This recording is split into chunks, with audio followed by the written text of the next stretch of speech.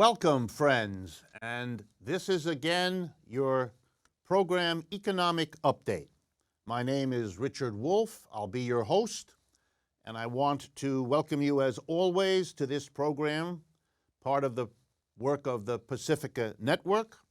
Our task in Economic Update is to analyze major economic events, those of the recent past that we can help think about as we shape our own decisions about jobs, incomes, futures, debts, and all the other aspects of how an economic system works. As your host, I've been a professor of economics all my adult life. I currently teach in the graduate program for international affairs of the New School University in New York City. I also write regular columns for a variety of publications, including Truth Out. And I want to urge you to take a look at their website, truthout.org, where you will find a constant daily compilation of news and analysis that is remarkable, independent, and worth a look. Truthout.org. If you're interested in more elaborations and discussions of the issues we raise on this program, I urge you to take a look at the two websites we maintain for that purpose. The first is rdwolff.com, and the second is democracyatwork.info.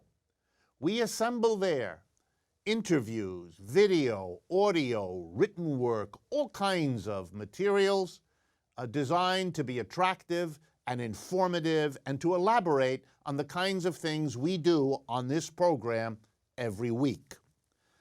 Lastly, you can also sign up for the newsletter we produce twice a month, free of charge, which also provides more information and alerts to all kinds of documents and interesting pieces of insight that will help you follow the economic events of the time.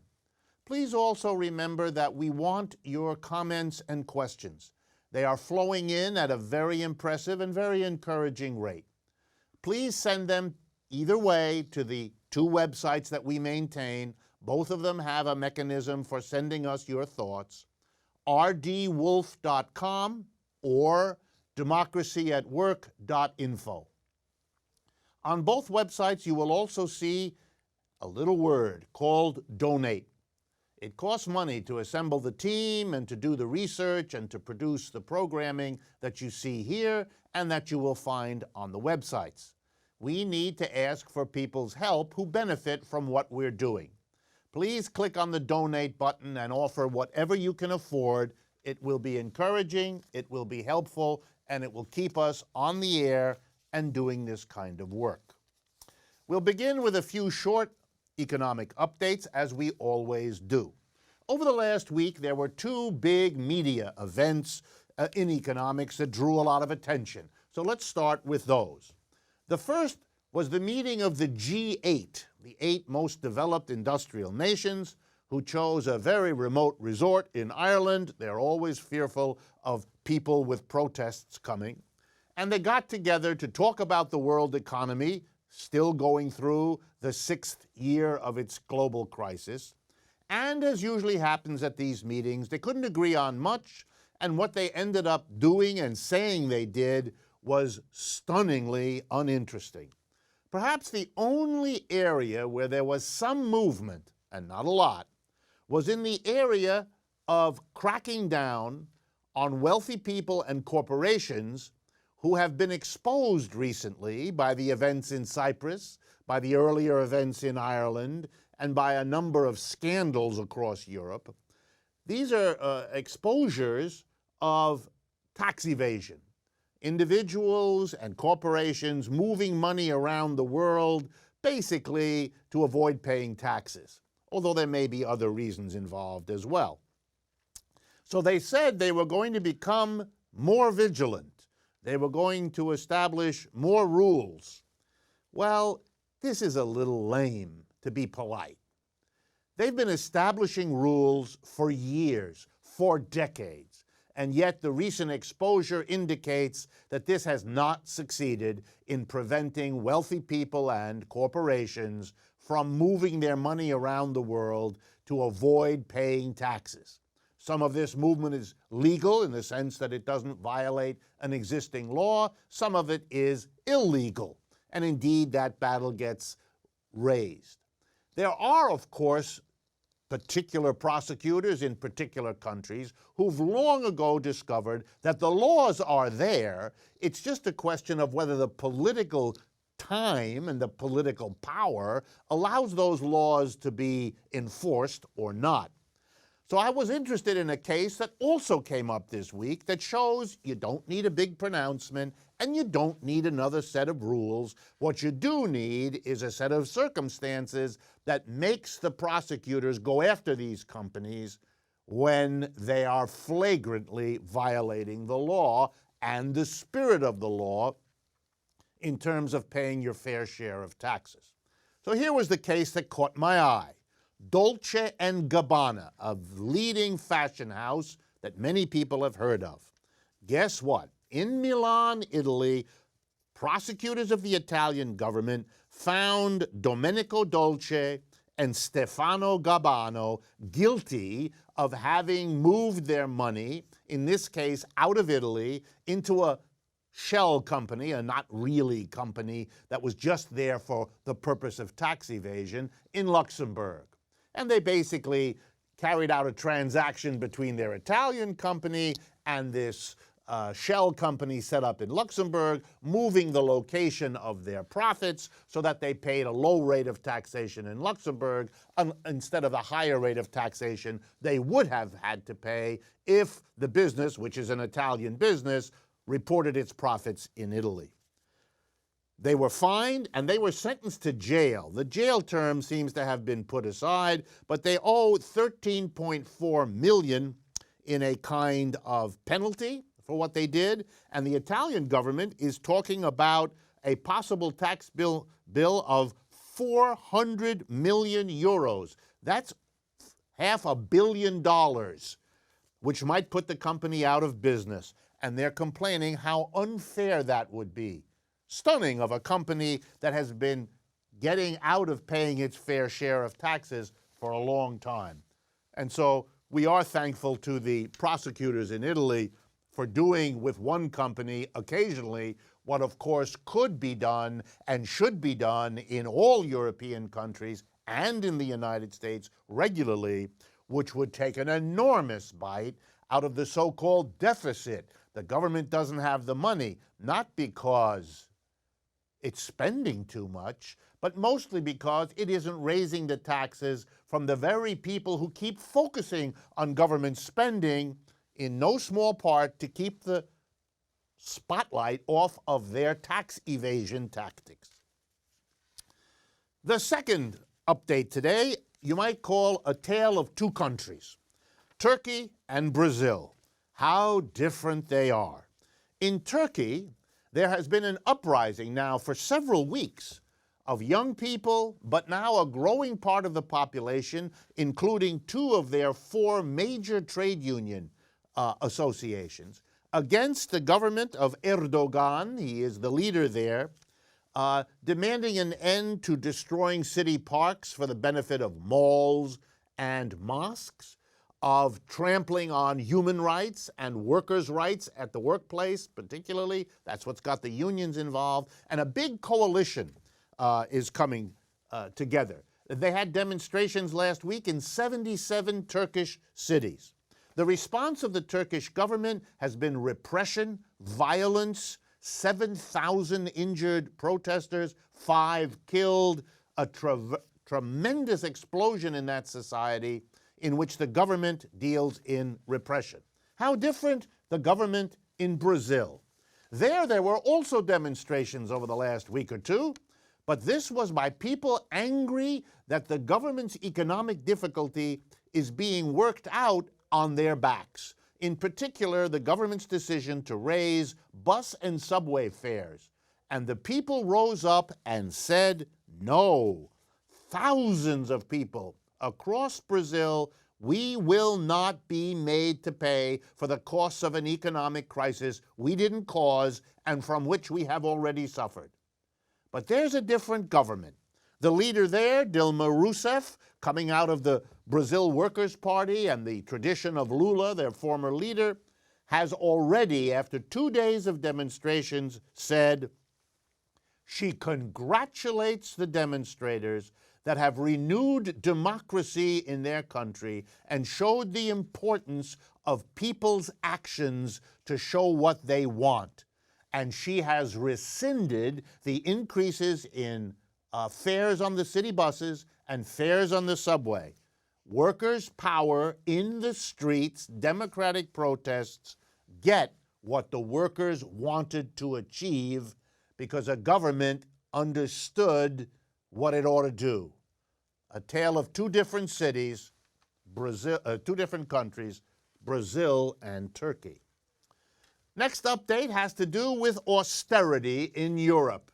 Austerity is simply the name for trying to deal with the crisis, not by stimulating the mass of people's purchasing power, what you might call trickle up, helping people at the bottom and hoping it develops as a solution for the economics. Austerity is the opposite. You help people at the top and you cut the mass of people. You tax them more and you spend less on social programs. Europe has been following the austerity path, and here are the results. May was the worst year in car sales in Europe in 20 years. Every major car company reported severe declines, and this is the worst it's been in 20 years. In the 17 countries of Europe that share the euro as their currency, the current rate of unemployment, the result of austerity, 12.2%, much, much higher than in the United States, a crippling level. And to show you that Europe is not alone in feeling the costs of the austerity policies in Europe, the sales of cars in Europe by the General Motors Corporation, a U.S. company, slid 11.6%. A serious problem in Europe, becoming an important downer here in the United States. We have austerity here too. The government of Mr. Obama began this year on 1st of January by raising the taxes on average people, the payroll tax, from 4.2 to 6.2%. And a few months later announced that he's working out with the Republicans cutting Social Security payments for the mass of people. Wow, that's austerity.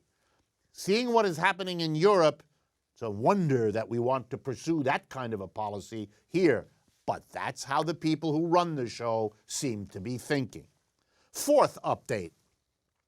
Both in Europe and America, there is, thankfully, a program to go after a stunning legal strategy of the large drug companies. It's called pay to delay, and let me explain. When a big drug company starts with a new blockbuster medicine that millions of people need, it has a patent, it has a protection under the law for a certain number of years.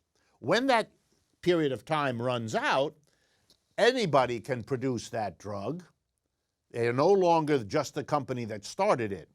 And so typically what happens is generic drug companies, companies that basically produce this compound in their own labs, come forward and offer it as a cheap alternative to the high prices charged by the companies that have a patent a certain number of years where they can charge whatever they want because nobody else is allowed to produce it.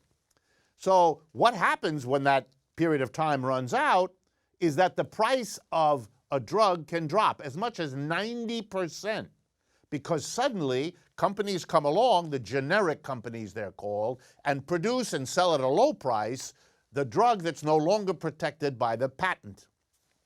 So the big drug companies, who don't want to lose the multi-billion-dollar incomes they get from being the only one allowed to produce it and charging a sky-high price, have entered into legal agreements with the generic companies, paying them money not to produce and sell low-cost generic equivalents to the drug that's losing the patent. And the Europeans and the Americans last week took steps to deal with that, finally.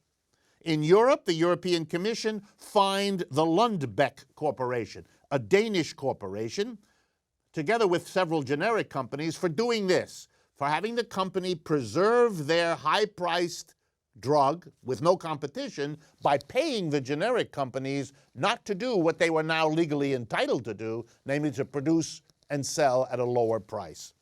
The fine, $195 million. Here in the United States, we have the same thing, but much milder than the Europeans. We need to go very slowly here to bother the big drug companies. The U.S. Supreme Court decided last week to empower the Federal Trade Commission to sue pharmaceuticals who engage in this pay-for-delay program, leaving the drug companies able to have more months, more years of charging more for medicine than it needs to be charged, forcing more money out of the United States' public, out of European socialized medicine buyers of drugs. Many of these drugs are antidepressants and pain medication. It's interesting to think that the large pharmaceuticals, already billionaires in profit, are making many of their billions by withholding from people who are depressed and in pain the kinds of access to medication they could afford if generics produced them at 60, 70, 80, 90% less than those medicines are being priced at by big pharmaceutical companies. Where's the morality here? Where's the decency here? Let me turn now, as we often do, to a couple of major topics that need some analysis. And I enjoy doing this, partly because these are issues that you send me comments and questions about. They're in the news, and they are major shapers of what is happening, both in the economies of particular countries and in the world as a whole. This one is particularly acute in the United States, but what is happening here is likely to be reproduced elsewhere. I want to talk first today about the crisis in student financing. Let me explain.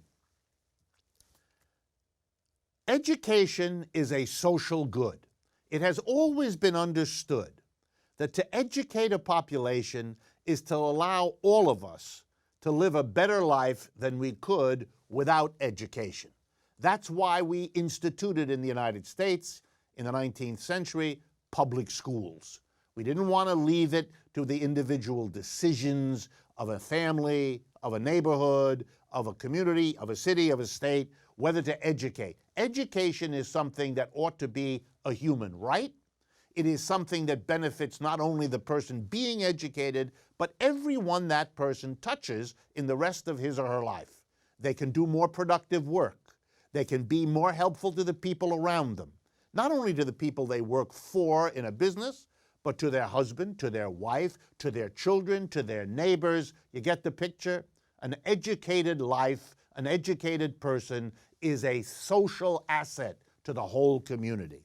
And so it was understood that if the whole community benefits from something as important as education, well then the costs of schools, whether that be the building or the teacher or the custodian, all the people who make a school function, ought to be a social expense. We all ought to share in maintaining an institution from which we all benefit in countless ways. And so it is that here in the United States, 90% or more of the education of people from kindergarten through high school is a public activity, paid for by public funds in public institutions. And 80%, 75 to 80% of the higher education, colleges and universities, is likewise a public service in the United States. But in this era of cutting back on the public sector, out of this mindless notion that if the public is doing it, it somehow isn't appropriate, and if the private is doing it, it will somehow be wonderful. We've just seen how wonderful it is to have private drug companies, and we've just seen how wonderful it is to have private fashion companies evading taxes, etc., but I won't go into that. Here's what's happening in public finance. Money is being withheld from our public schools. The excuse given is we're in an economic crisis. But of course, it doesn't take genius to understand that if we respond to the public crisis by cutting back education, we are crippling ourselves going forward. You know, public education is the way we develop the skills of our working people. The quantity of trained working people, reading, writing, arithmetic, technical training, scientific training, all of it. That happens in our schools, which means it happens in a public institution. And if you starve the public institution of the resources it needs, it can't generate the quantity and the quality of graduates from our elementary schools, our high schools, and our colleges and universities that we need to compete in a world economy. So if we're crippling our own education system, we're shooting ourselves economically in our own feet. It's irrational to do. And yet, here's the numbers. Over the years of this crisis, we have cut off, laid off, fired several 100,000 people working in our schools and universities, public schools and universities across the country. A staggering statement. And you can begin to see it by the rise in tuition. Our schools are not being funded by the government the way they once were, and so they're having to raise the cost to individuals, the families of students, the students themselves.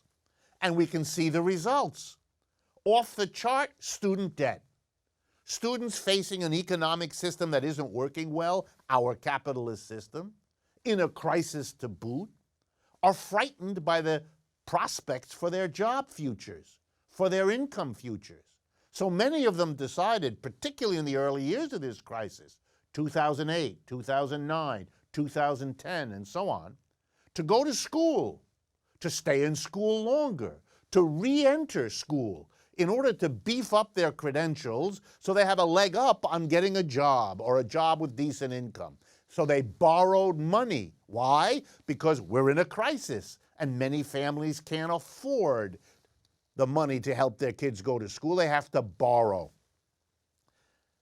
This is not rational. This is not a collective way to handle this problem. We're leaving it up to each individual family. That means a family who can't afford it will have to deny their very capable child an education and deny all of us the benefits of educating someone with such wonderful capability. Meanwhile, a family that has a lot of money can send a much less capable child to college. We lose from this arrangement.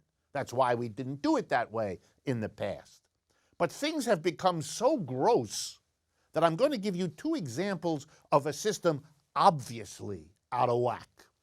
The first was a story that swept the internet last week. It turns out that investors in the United States, rich folks, have come up with a new gambit. They have found a way to make money off the desperation of young people who don't want to go into debt for fear of what that might mean, and they already have debts. Families who cannot afford the cost of an education and who can't go into debt or not enough debt. They have a new option now. Wealthy people will invest in a young person. They will give that young person a chunk of money, enabling them to go to college, for example. And what do they get in return? Ready? A cut of the future earnings of that person. This is called, or let me be more accurate, this was called earlier in American history indentured servitude. It's a slight cut above slavery.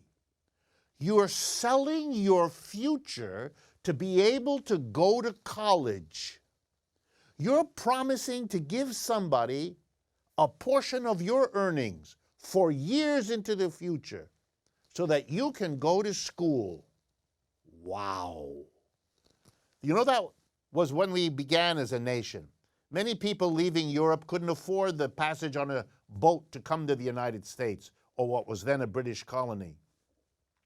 And so here's what they did. They got an American employer to pay for the ticket. And in exchange for the ticket, you were a servant, an indentured servant it was called.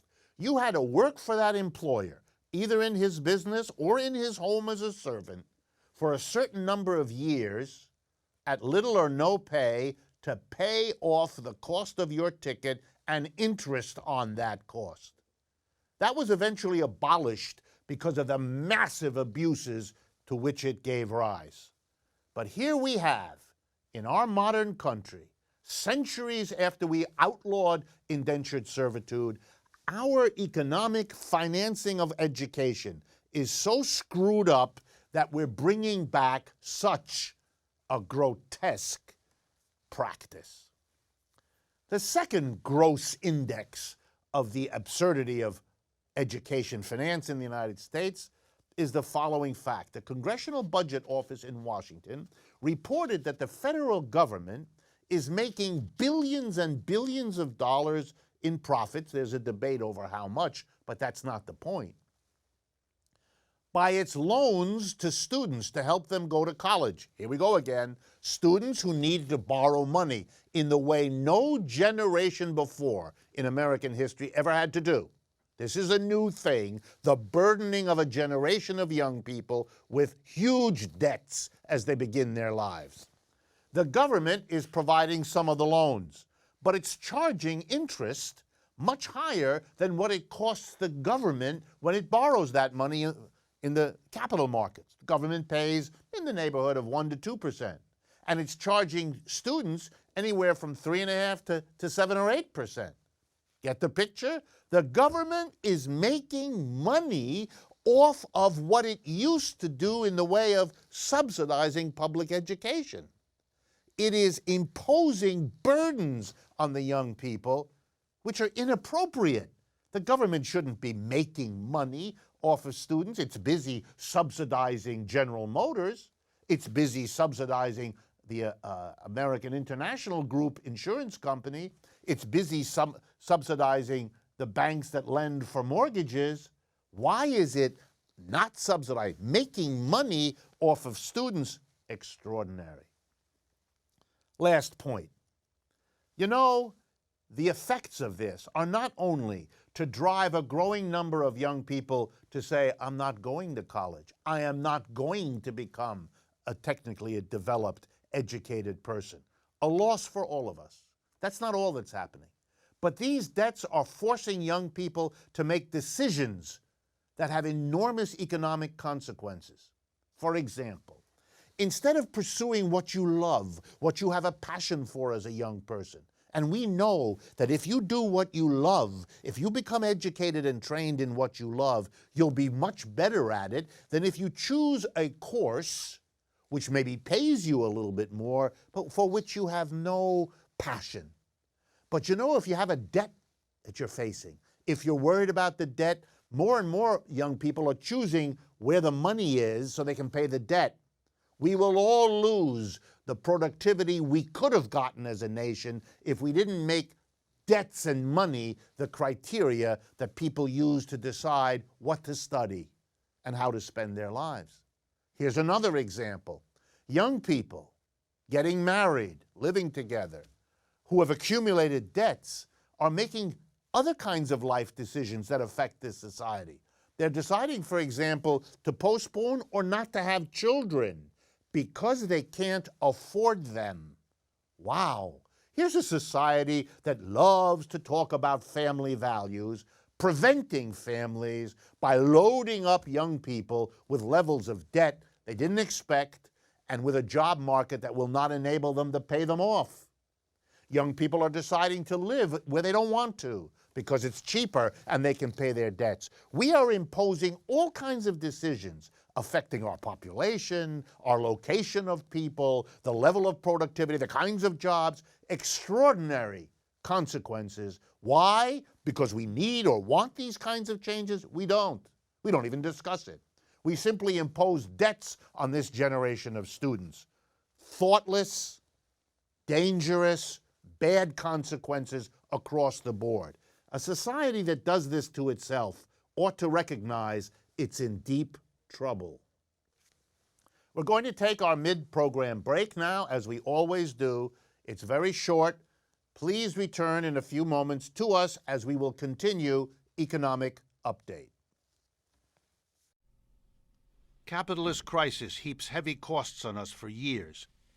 Bailout solutions help only the top. For most people, a new and better solution is needed.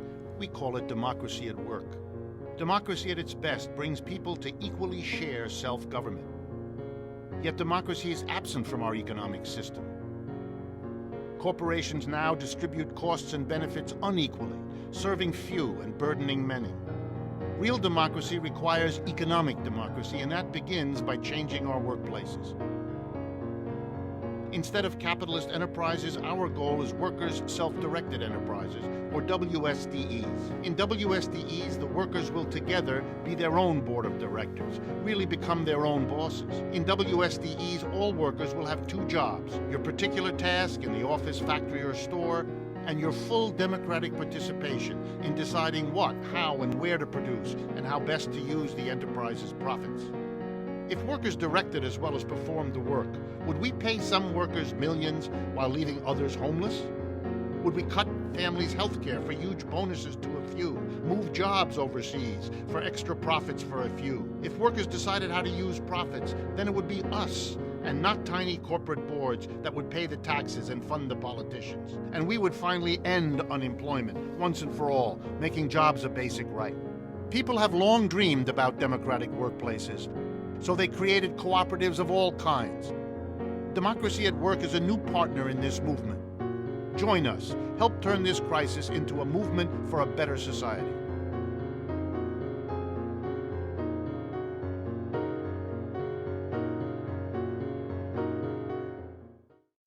Welcome back. This is Economic Update. I am Richard Wolff. We are going to enter into the second half of today's program. I want to welcome you to it.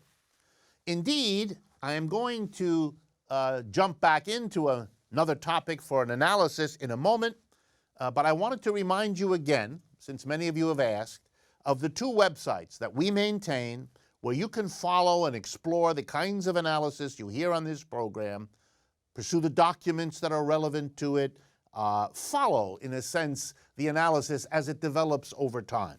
The first website is rdwolff with two Fs.com. And the second one is democracyatwork.info. Those are the two websites where you can go. They're connected to one another.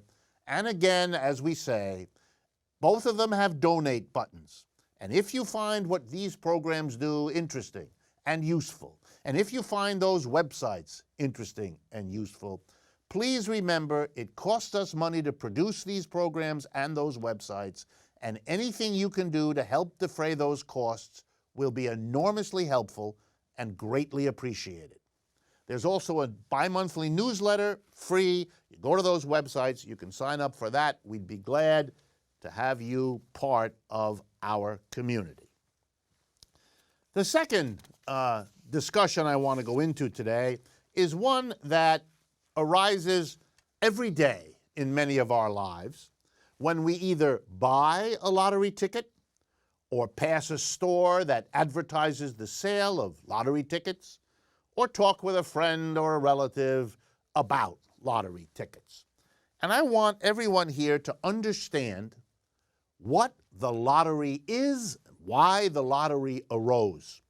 You know, for most of the history of the United States, lotteries, like horse racing and so on, was considered a form of gambling. And given the Puritan beginnings of the United States, gambling was seen as intrinsically sinful. And so it was banned outright or sharply limited. How far we've come.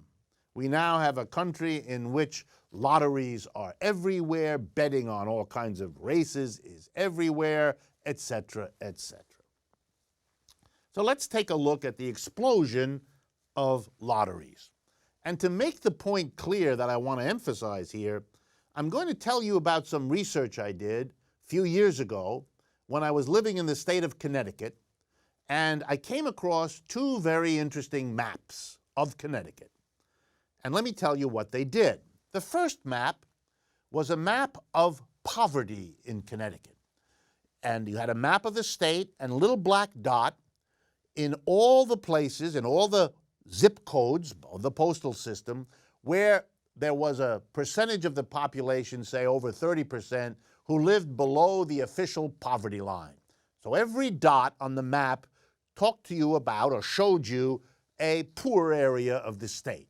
And as you might expect, the major cities of Connecticut, Hartford, New Haven, and Bridgeport, were the concentrated locales. There were some others, but they were the concentrated locales where poverty was concentrated. Next to that, I put another map that also had crossed my desk. It was a map which also had little black dots showing where significant quantities of lottery tickets and lottery numbers had been purchased by the people of Connecticut, or at least by people in Connecticut at the moment they made the purchase.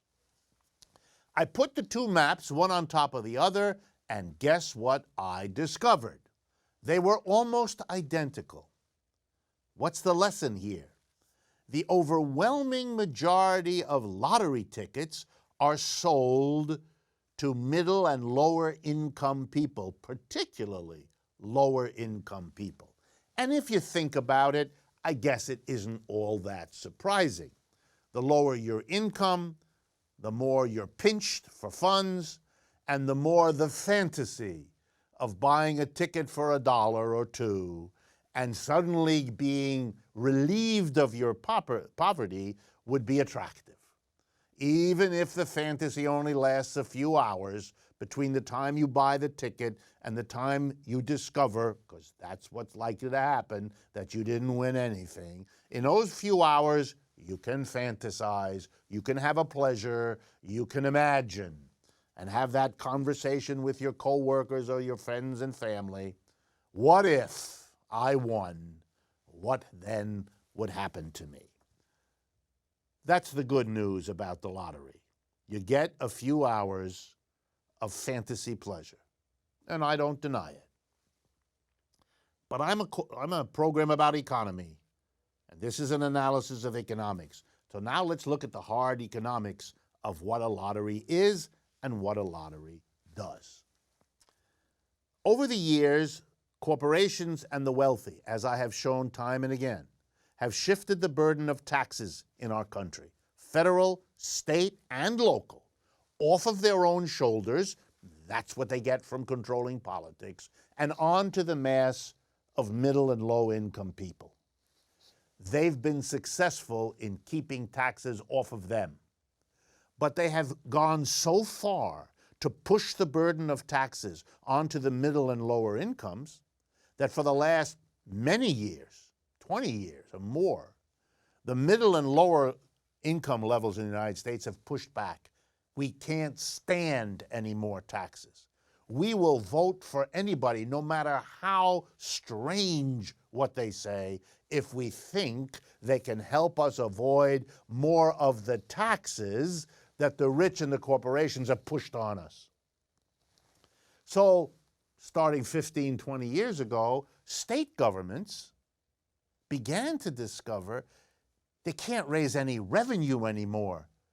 They don't dare touch the rich and the corporations because they'll turn against these politicians. They don't want that. They need the money from those people to run their campaigns, to run their parties, to run in office. But now they don't dare tax the mass of people because the anger there is so enormous, they'll be voted out of office.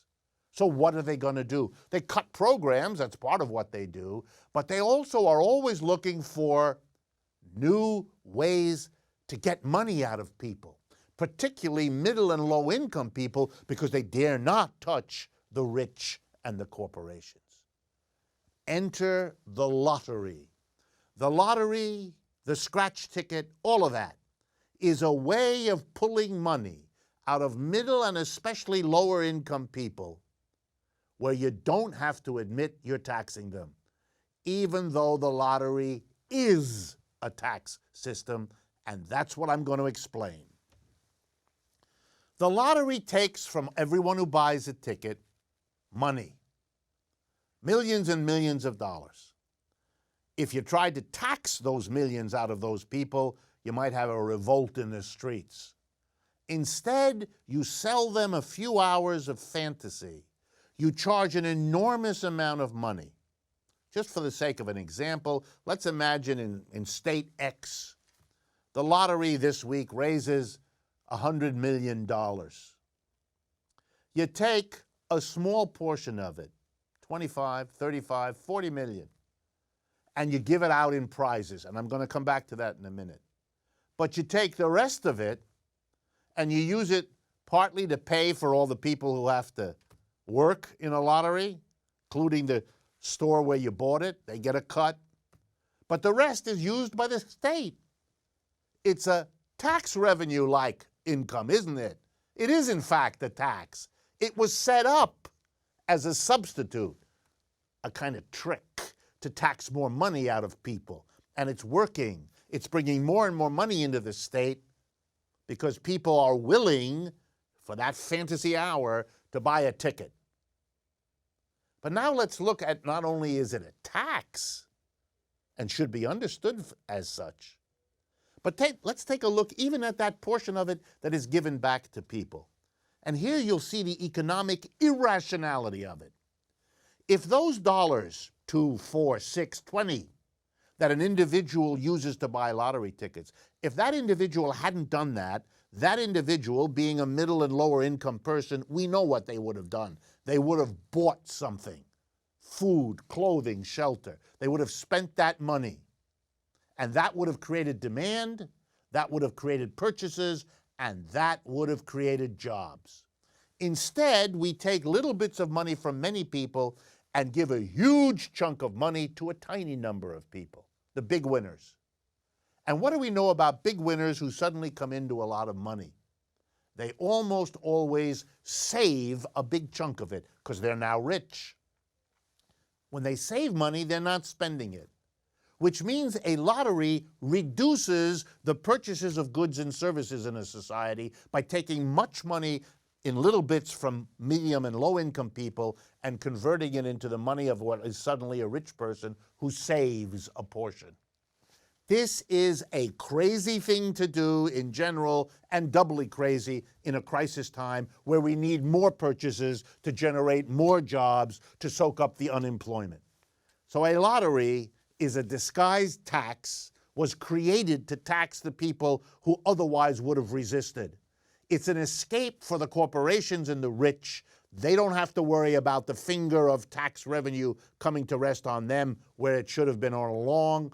They can postpone the day of reckoning when they finally pay their fair share because they found a new way to suck money out of the middle and particularly the lower income people. Sell them a fantasy, a scratch ticket, a lottery. Something to think about as we go forward in an economy that increasingly does not work well. Part of what this program is an attempt to make that clear to everyone. Because the first step into making the changes that are long overdue in our economy is to have an honest appraisal of what is actually going on. I'm going to take more time today than I normally do answering questions, responding to comments. And before I do that, I want to tell you why. I have been feeling guilty. So many of you have taken the time and trouble to send me your thoughts, your comments, your criticisms, your questions, that I simply have to choose a small portion of all those that come in to respond to. I use the others to shape the whole structure of the program, the topics we cover, the approach we take. But I still have to pass over many very good questions, very intelligent comments, from which I learn, and I appreciate them. So I thought this time I would take a little more and try to work through a bunch of questions, appreciating in advance that you sent them to me. So let's get into it. First question says, suppose we had in the United States a single-payer medical insurance system, an arrangement where we don't have private insurance companies, but the government basically functions as a single insurer of everyone. It's a much cheaper way of working because it needs many, many fewer personnel. We don't have the competition of multiple companies, each one of whom has highly paid officers, each one of whom has an expensive headquarters with expensive shrubbery outside, etc., etc. In other words, if the United States had the kind of single-payer medical insurance system that has been successfully preserved for many, many years in our neighbor to the north, Canada. So the question is, if we did that, wouldn't we lose all the jobs of all those people working for the private insurance companies that would no longer be needed? And isn't that a problem? Good question. Let me answer it as follows. First, you're absolutely right. If we had a single-payer system that would economize on the clerical work and the inspection work and the filing work, all of that, that would mean many fewer jobs. That's why it saves money. That's why most countries do that, to save the money for all of the people paying for medical insurance, because we could solve that problem much more cheaply. And so it's yes, those people would lose their jobs. But you know, that's what economic history shows us happens all the time. Let me remind you of some examples. When cars replaced horses and carriages, the people in the horse maintenance business, breeding them, feeding them, cleaning them, taking care of their medical needs, building the carriages, fixing the carriages, decorating, all those jobs disappeared. Instead, we had an automobile industry. We lost jobs when change happened. Give you another example. Americans used to go to restaurants run by a family in their community. We used to call those mom and pop restaurants. What happened to all the moms and pops and all the people they hired when we shifted over in this country to fast foods, to McDonald's and Burger King and Pizza Hut and all the rest of them? Millions of mom and pops lost their livelihoods. Third example. We shifted culturally at a certain point a few decades ago from service by a service worker to self-service. You do it yourself. We're all familiar with that. Used to go to a gas station, somebody would come up and put gas in your car. Now you go to a gas station, you do it yourself. You used to go to a restaurant and have someone prepare a salad for you. You now go to a salad bar and you do it yourself. That lost millions of people jobs they once had. So yes, there are changes, like movement to a single-payer system, that would lose us jobs. Interesting question. Does it always happen like that? No. Sometimes the people who risk losing their jobs can put together the political power to prevent that from happening, even though it would be counted progress, even though it would be counted something benefiting the majority of people, but those who don't want it have the political power to prevent it. So it is with the insurance companies. They're not doing it to preserve jobs because it's not the workers that are making the difference. It's the companies who make the profits, who can buy the political support to prevent a single-payer system. That's why we don't have one. And so we're not making the change. A little bit like imagining that the horse and buggy people had the political power to prevent us from having cars. The rest of the world would have cars. We would be enjoying our horses. If the horse and buggy people had had the power that the private insurance companies have today, that would be the result. It's only a question of politics. If we had a rational society, we would say the following. Wow, let's move immediately to a single-payer system because it gets us all the insurance we need at a fraction of the cost we're now wasting and paying, which we can't afford. And let's at the same time have a government program, a first-class government program, to retrain and place all the people who lose their jobs. We will pay them while we retrain them. That would mean we're not afraid of progress. We're not afraid of moving to a better medical insurance system any more than we were afraid of moving to a car system instead of a horse and buggy system. Why? Because we would have taken care of the people who temporarily lost a job, retrain them, and get them another job. Lord knows we have many things to be done in this city, in this country. Rebuild our cities, take care of our old people, do something about our educational system. Lots of work to be done for those people. We don't need to frighten them with unemployment. Then we could get the benefit of a cheaper medical insurance system and not have to suffer the unemployment of those people. So thank you for raising the question. That would be my answer.